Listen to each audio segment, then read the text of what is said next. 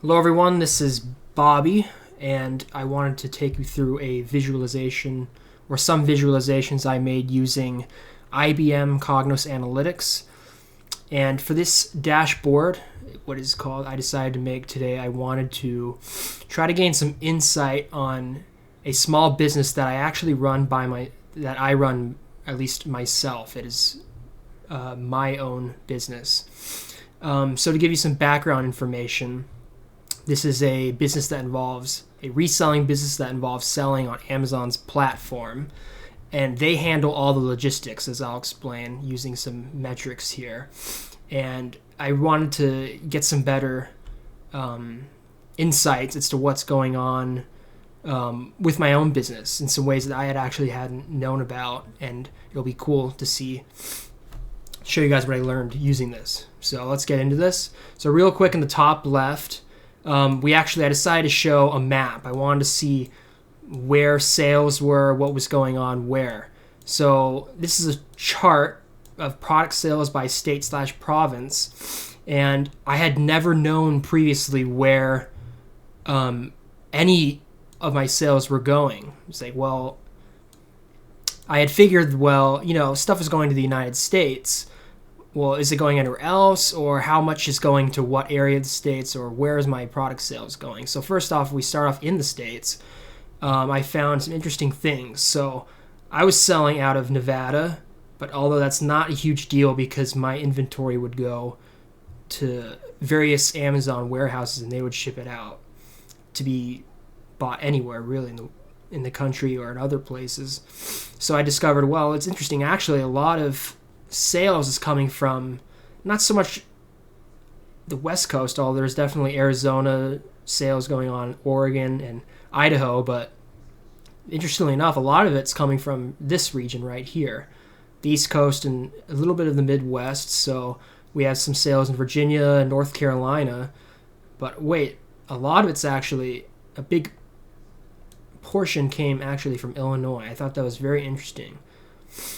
Now, to go on to revenue by transaction type, I wanted to see where my revenue was going, whether it be revenue that was being subtracted or revenue I was gaining in some way. So this is more of like a net profit based off this number, this key performance indicator. So 24.4K here in orders.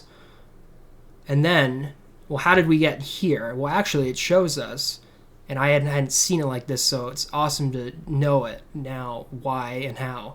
So we took this from our service fees, some refunds, money we had to give back for customer refunds, inventory fees. That's various. That can mean a few different things, but a lot of that means storage fees, because Amazon does charge in the long term to store their products in their year products in their warehouses. And then some small adjustment fees. So here's the profit margin. It was looking pretty good. It was something I had expected already. It was good to see that, though, visually, and especially with this visualization I decided to make. It's a cool little thing to show, well, how much of the actual dollar am I getting from my product sales to what it's actually going to my pocket. Now, I wanted to see also, actually we'll get into those next, but so we have product sales by quarter. Now, this was not originally in my data source, so I did have to make a bit of a calculation or make a new data group to figure this out, but it wasn't very hard, so I decided to go by quarter. And here's the product sales by quarter. Now, interesting enough, I didn't actually know this, but most of my products were coming in the middle of the year, the two middle quarters, quarter 2 and 3, and not so much in the later 3 months or the early 3 months of the year. So what that tells me is actually, well, wait a second, now's the time in those late quarters when maybe it's not so much selling, you want to invest harder in inventory, putting together smart products to be bought in these months to increase your cash flow then. Now, if we go on here, as I said, these are some KPIs. You can see the numbers crystal clear, 43.9%. Here is our profit/loss net. Product sales in total. It is a small business, so the number's not going to be huge. Figured not going to be huge, but It's definitely provided some cash flow for me. And down here, we'll start with this. This is a summary chart. This is really just if I wanted to see any specific metrics coming from, well, first of all, let's say, well, here's a transaction type. What if we wanted to know, all right, how much did we make in orders? And in orders, product sales in quarter one. Well, here you go. And we already know all that. We can see it crystal clear if we ever want to know that. If we have to check something specific. So it acts as a bit of a report, you could say. Now, I also, on these charts I included, I always found it interesting with fees. Amazon charges fees when you're selling on their platform, whether you're doing a merchant-fulfilled type business or you're using fulfillment by Amazon, which is what I decided to do, which is essentially they handle logistics for your products. You ship it to their warehouses, and when it sells, they ship it out for you. And if someone refunds, it goes right back to the warehouse, back in your inventory. So I always never felt crystal clear on what the fees were, how they determine the fees they take off each product when it sells. So actually, they say, well, it's based off of, the dimensions of the product and the weight. Well, I wanted to make a chart that determines, well, what drives our fees?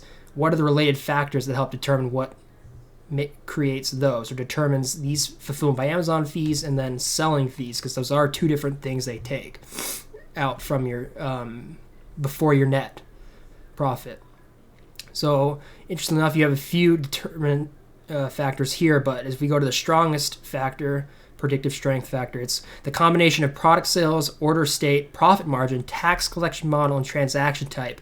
It's a predictor of FBA fees. So actually, you could conclude that a lot is determined to come up with those fees per product. Same with the selling fees. How is the selling fees determined? What's the strongest factor? A combination of product sales, profit margin, FBA fees, and order state. 84%. Very interesting. And with that concludes this dashboard I decided to create. So thanks for watching. And if you have any other questions, just let me know. Thank you.